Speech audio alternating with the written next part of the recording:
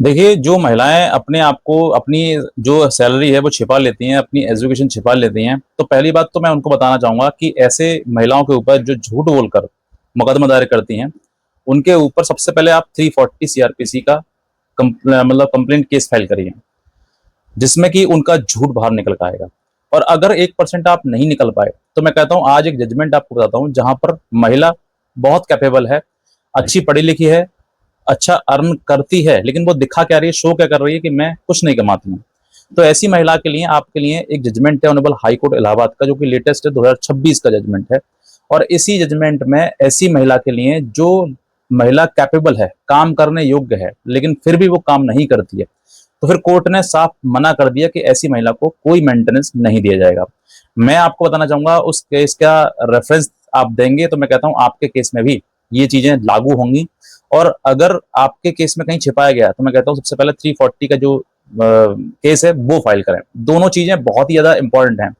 सबसे पहले आज समझते हैं, हल्का हालांकि मैं 340 पहले वीडियो बता चुका हूं उस बारे में, लेकिन आज मैं आपको बताता हूं कि जो महिला कैपेबल है, अपनी मतलब उसने अच्छी पढ़ाई लिखाई करी है, अच्छी एजुकेशन करी है, उसने उसने कहीं जॉब भी करी है या फिर नहीं करी है, या नहीं करना चाहती है वो, और कर रही हो तो छिपा रही हो सकता है।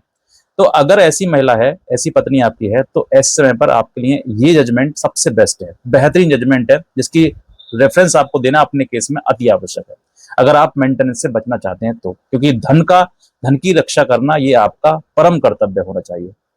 सबसे पहले बताता हूँ कि जो जजमेंट है इसमें क्या कहानी है, क्या फैक्ट्स हैं, वो बताना चाहूंगा आपके लिए। कि जो हस्बैंड है,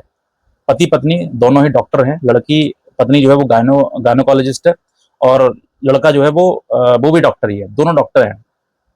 बच्चे भी हैं इन पर, लेकिन कहीं ना कहीं दोनों में डिस्प्यूट हुआ, बातचीत नहीं बन पाई, तो पति ने जो है डाइवोर्स का केस प्रयागराज फैमिली कोर्ट में फाइल कर दिया। अब जो है ये फैमिली कोर्ट में जैसे ही तलाक का डाइवोर्स का पिटीशन दायर किया पति ने, तो पत्नी जैसे अपियर होती है, अपना सेक्शन 24 का सेक्शन 24, जिसमें कि पेंडलाइट मेंटेनेंस की बात की गई है हिंदू मैरिज एक्ट के तहत, तो वो फाइल करती है, सेक्शन 24 की एप्लीकेशन फाइल करती है, कहती है कि मुझे मेंटेनेंस दिलाया जाए। इस बात को देखते हुए उसने पति अपनी तरफ से दलील कर देता है कि भाई ये गायनोकोलॉजिस्ट हैं, अच्छा कमा सकती हैं, अच्छा पढ़ा कर, लेकिन वो क्या कहती है, वो क्या रेफरेंस देती है कि जब से इन्होंने मेरे ऊपर मुकदमाबाजी करी है, इन्होंने मुकदमा लगाया, तब से मुझे इसमें बाहर कर दिया है, जॉब से मुझे आउट कर दिया है, तो मैं अब जॉब नहीं करती हूँ, मुझे इसमें पेंडलाइट मेंटेनेंस दिलाया जाए। तो उस कोर्ट देखता है कि वाकई ये गायनोकोलॉजिस्ट हैं, अच्छी पढ़ी लिखी हैं, लेकिन बता रही हैं कि भाई मैं नहीं कमाती हूँ, तो कोर्ट ने जो है डिसमिस कर दिया इस आधार पर कि भाई ये कैपेबल है, अर्न कर सकती हैं, क्योंकि मेंटेनेंस की जो सेक्शन 125 की जो डेफिनेशन है वो भी यही कहती है, अनेबल टू मेंटेन वाइफ, मतलब जो वाइफ अनेबल है, अपने आप को सक्षम नहीं है कि मेंटेन नहीं कर सकती, उसी के लिए मेंटेनेंस दिलाया जाए, बाकी सभी के लिए नहीं है। ये सब प्रसाद नहीं बट रहा है जो आओ कोर्ट में और लेके जाओ। लेकिन अधिकतर महिलाएं क्या करती हैं कि झूठ बोलती हैं और बोलकर जो मुकदमा फाइल करती हैं। तो उन्होंने सेक्शन 24 एप्लीकेशन लगाई, और फैमिली कोर्ट ने इस बात को देखते हुए कि शी इज इनफ कैपेबल, मतलब काफी कैपेबल है, सक्षम है, तो इस आधार पर डिसमिस कर दी। जैसे ही पिटीशन डिसमिस करी, पत्नी ने हार नहीं मानी और सीधे ऑनरेबल हाई कोर्ट में